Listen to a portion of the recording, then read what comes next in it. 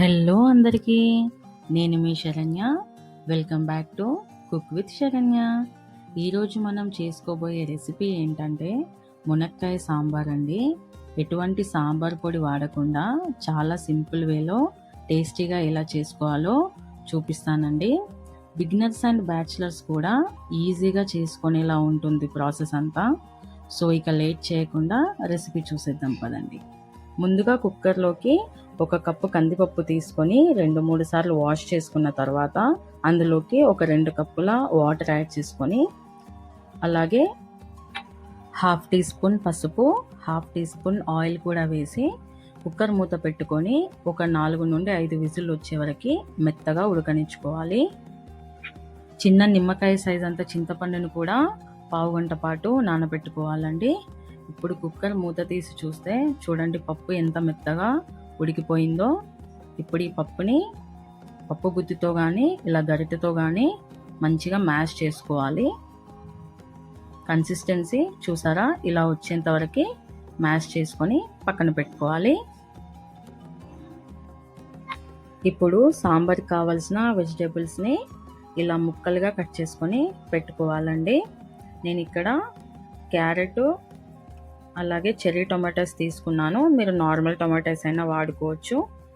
బెండకాయ ముక్కలు, ములక్కాయ ముక్కలు, పచ్చిమిర్చిని ఇలా పొడుగ్గా కట్ చేసుకొని, అలాగే ఆనియన్ని కూడా పొడుగు ముక్కలుగా కట్ చేసుకొని పెట్టుకున్నానండి నేను. ఇప్పుడు స్టవ్ ఆన్ చేసుకొని కడాయి పెట్టుకొని ఒక 3 టేబుల్ స్పూన్ల ఆయిల్ని వేసుకొని, ఆయిల్ వేడెక్కిన తర్వాత పోపు గింజలు వేసుకోవాలి అందులోకి. అలానే ఒక 3-4 ఎండుమిర్చిని ఇలా తుంచుకొని వేసుకొని వేగనివ్వాలి. అవి వేగాక 4-5 వెల్లుల్లిపాయల్ని దంచుకొని వేసుకొని దూరగా ఫ్రై చేసుకోవాలి. ఫ్రై అయ్యాక అందులోకి పొడుగ్గా కట్ చేసుకున్న ఆనియన్ ముక్కల్ని వేసుకొని బ్రౌన్ కలర్ వచ్చేంత వరకు ఫ్రై అవ్వనివ్వాలి. ఇప్పుడు ఇందులోకి పొడుగ్గా కట్ చేసి పెట్టుకున్న పచ్చిమిర్చిని కూడా యాడ్ చేసి ఒకసారి మంచిగా కలుపుకోవాలండి.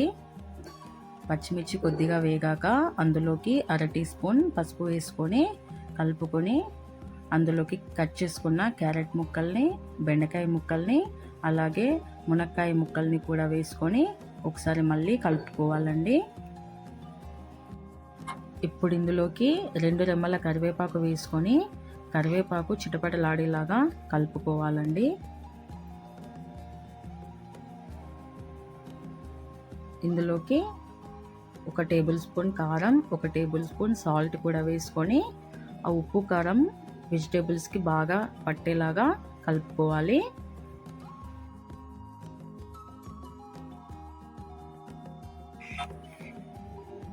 ఇప్పుడు కలుపుకున్నాక అందులోకి 1 కప్పు చింతపండు రసాన్ని, అలాగే చెర్రీ టొమాటోస్ని కూడా వేసి బాగా మిక్స్ చేసుకుని మూత పెట్టి ఒక 15 నిమిషాల పాటు మీడియం ఫ్లేమ్లో మగ్గనివ్వాలండి. 15 నిమిషాల తర్వాత నేను మూత తీసి చూస్తున్నా. చూడండి వెజిటేబుల్స్ అన్నీ కూడా ఎలా సాఫ్ట్గా కుక్ అయినట్టు కనిపిస్తున్నాయో. ఈ స్టేజ్లోనే మనము బాయిల్ చేసుకున్న పప్పుని ఈ వెజిటేబుల్స్లోకి యాడ్ చేసుకోవాలండి. పప్పుని యాడ్ చేసుకున్నాక మీ కన్సిస్టెన్సీకి తగ్గట్టుగా అడ్జస్ట్ చేసుకోవాలి.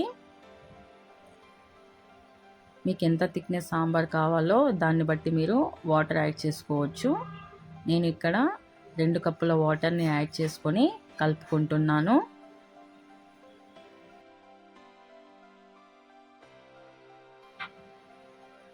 కలుపుకున్నాక మూత పెట్టుకొని ఒక 15 నిమిషాల పాటు మీడియం ఫ్లేమ్లో కుక్ అవ్వనివ్వాలండి.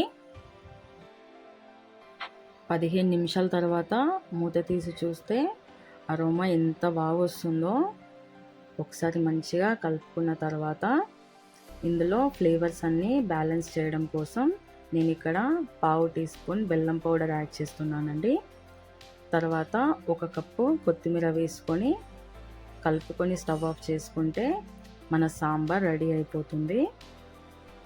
చూసారా అండి ఎంత సింపుల్ వేలో మునక్కాయ సాంబార్ చేసి చూపించాను.